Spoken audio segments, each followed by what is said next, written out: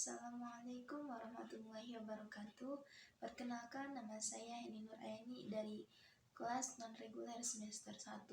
Di sini saya dan teman saya Amelia Agustin akan mempresentasikan sejarah pertumbuhan dan perkembangan Islam di pesantren, madrasah, dan sekolah berasrama untuk memenuhi salah satu tugas pada mata kuliah Sejarah Pendidikan Islam. Pendidikan merupakan fondasi awal untuk membangun suatu bangsa. Oleh karena itu, penting bagi kita untuk melihat sejauh mana kualitas pendidikan yang telah diselenggarakan untuk masyarakat.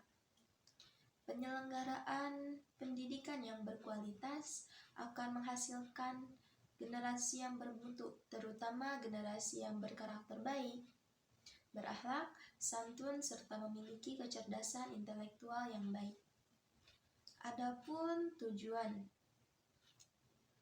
pendidikan Islam adalah mempersiapkan manusia untuk hidup bahagia, mencintai tanah air, memperbaiki budi pekerti, memperhalus perasaan, dan manis tutur sapa. Pada masa awal kemerdekaan, pesantren menjadi sasaran penting bagi pemerintah untuk mengembangkan dunia pendidikan Islam di Indonesia.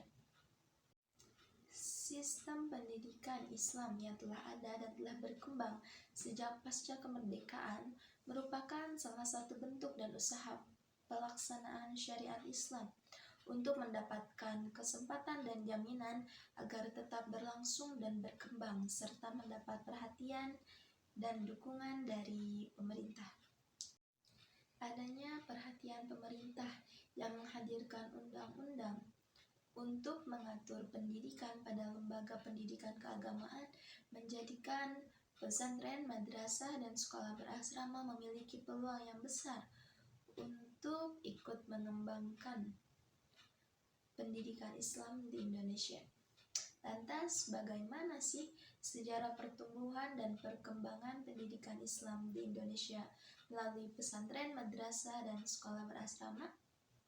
1. Sejarah pertumbuhan dan perkembangan Islam di pesantren. Pesantren merupakan lembaga pendidikan yang dikembangkan oleh masyarakat Indonesia secara indigenous. Menurut John, pesantren berasal dari kata santri, bahasa India, bahasa Tamil, yakni berarti guru ngaji.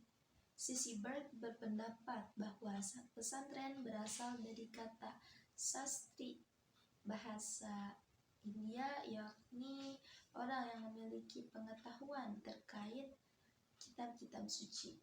Sedangkan Robson berpendapat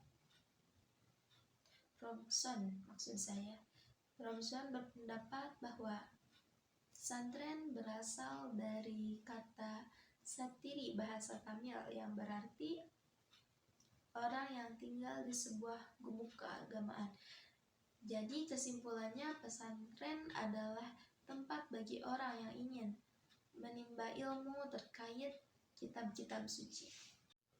Awal mula munculnya pesantren tidak diketahui secara pasti, tapi pada saat itu, pada abad ke-15, telah didirikan pesantren oleh penyebar agama Islam seperti Wali Songo, yakni pesantren di Ampel yang didirikan oleh Sunan Ampel dan Sunan Giri.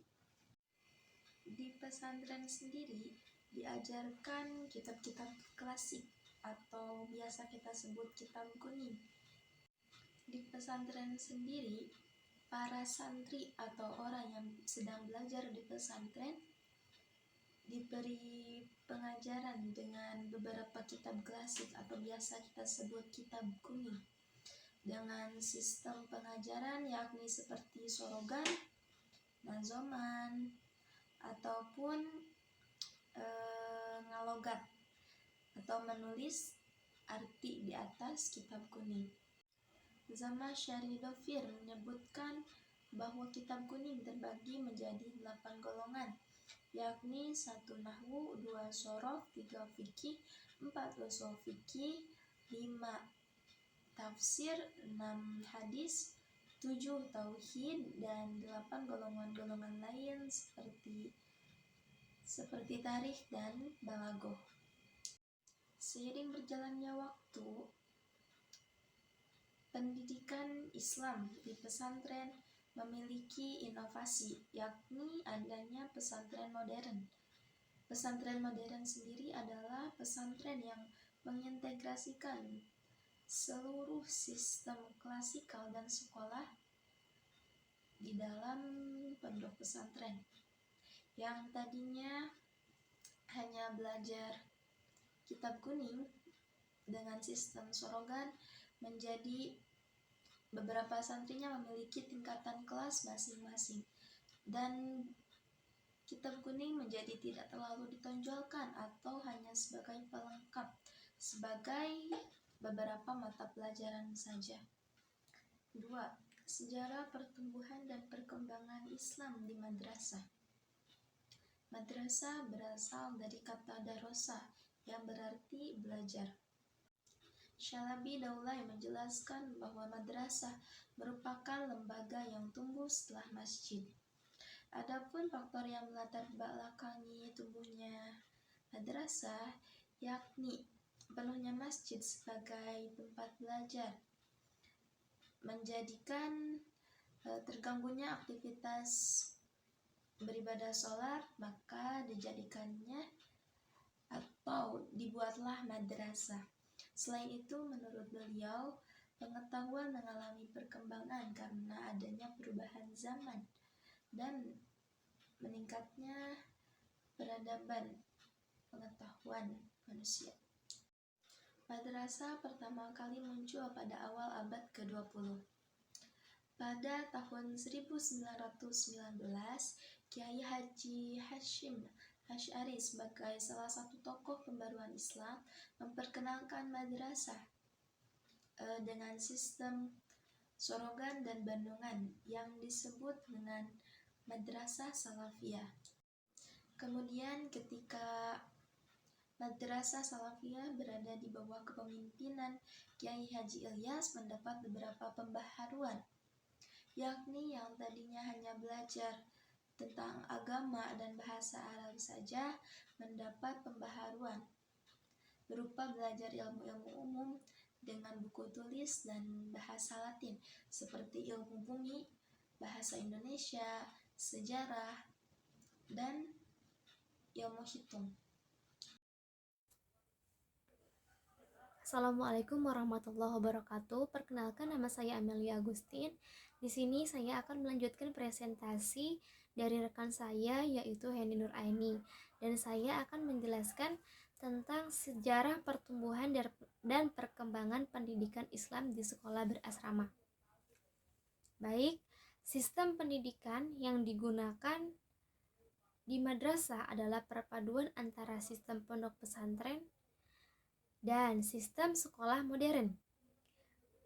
Penyelenggaraan pendidikan agama mendapat perhatian serius dari pemerintah, baik sekolah negeri maupun sekolah swasta, yang dianjurkan oleh Badan Pekerja Komite Nasional Indonesia Pusat atau dapat disingkat sebagai BPKNIP.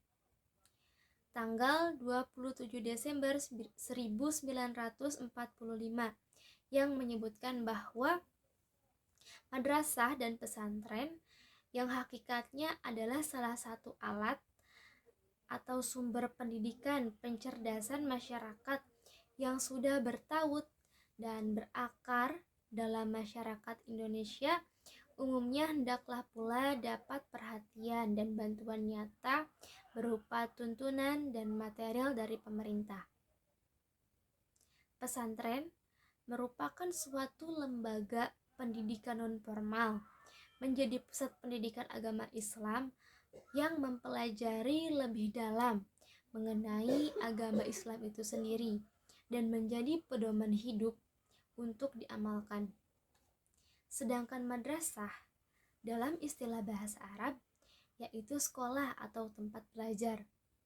Perpaduan tersebut berlangsung secara berangsur-angsur, mulai dari mengikuti sistem klasikal dan sistem pengajian kitab, diganti dengan bidang-bidang pelajaran tertentu sampai pada adanya kenaikan tingkat berdasarkan atas kemampuan siswa mengenai sejumlah bidang studi tertentu.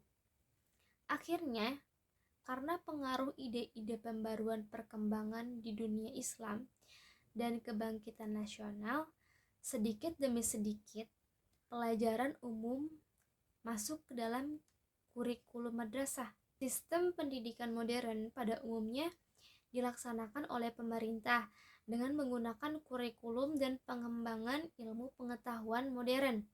Sedangkan pendidikan tradisional merupakan sisa-sisa pengembangan sistem pada umumnya, mempertahankan agama sebagai ajaran pokok. Respon pesantren terhadap modernisasi pendidikan Islam semenjak awal abad ke-20, perpaduan pendidikan pondok pesantren, dan melahirkan bentuk sinergis antara pesantren dan sekolah modern.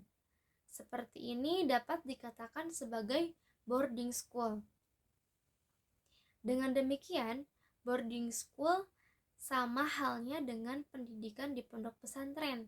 Namun di era sekarang ini, sistem pembelajaran boarding school dikemas lebih modern mengikuti zaman. Jadi, kesimpulannya terdapat 3 lembaga yang bisa menjadi wadah pertumbuhan dan perkembangan Islam, yakni pesantren, madrasah, dan sekolah berasrama atau boarding school. Ketiganya memiliki kesamaan, yaitu sama-sama memasukkan ajaran-ajaran agama Islam dalam sistem pendidikannya.